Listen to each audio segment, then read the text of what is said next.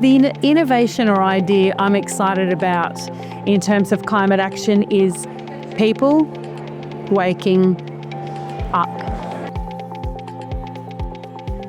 We will only succeed to shift large numbers of people into taking action to protect our children and their children's future by preventing the climate crisis if we don't aim all our messages at the brain, but we start focusing on the heart, the body, and the soul. Every voice matters. We can chip away at the problem until all of a sudden you've passed a tipping point and we have made substantial change. We have the ability to get ourselves out of this, and I think that's a really good narrative versus the doom and gloom that we hear all the time. The technologies are here. In order to not feel continued climate anxiety myself, I have to be in motion. So that is continuing with what we're doing, but also talking about it. Sharing our stories with others, sharing our raw and honest and authentic story about how we feel about climate change. And if you share that with somebody else and you can resonate with somebody else, you are leading, and there is nothing more powerful than that. I am optimistic because I see incredible, amazing people from all walks of life coming up to share their stories, to inspire people. The story's a fair bit more positive. We have a lot of opportunity in front of us. We need to realise a lot more of the opportunity than we have done to date.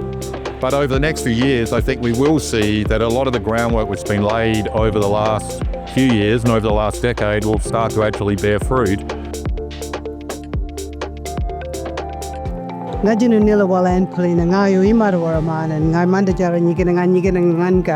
just been here for Climate Week. It's been fantastic.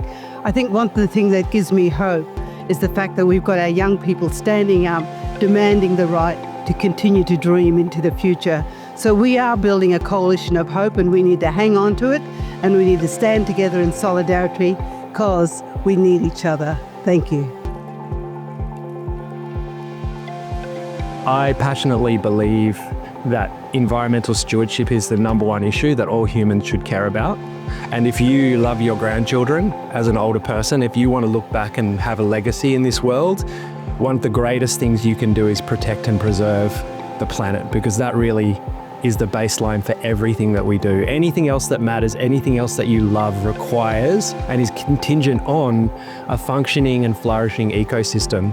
So we are on the side of good, we are on the side of right and justice, and the forces against us are on the side of bad. They're on the wrong side of history. And I ultimately believe, especially with the young generation and their passion for things like nature and climate change, that we will win. These challenges seem enormous and they seem like they're too far out of our hands to manage. They're not. Every one of us can do our part. We can all lean into greener space to contribute to thinking and action and to call for action from our leaders for a better future. Seen while hopeful of, the future and acting and mobilising people, we've still got a long way to go. And so we need everyone to come together for a just and equitable future for all. If you don't have a seat at the table, you're on the menu. So it's very important to be involved, be in the discussion. The decisions the government makes today impacts your future. And so it really is important to make your voice heard. Let's start talking not like robots and policy wonks, but as ordinary people who walk the streets of our communities. You're not alone. We're all gaggle in a group, if you don't mind. Isn't that good news? So join together, find a friend, and come to these great events. You won't feel so insane.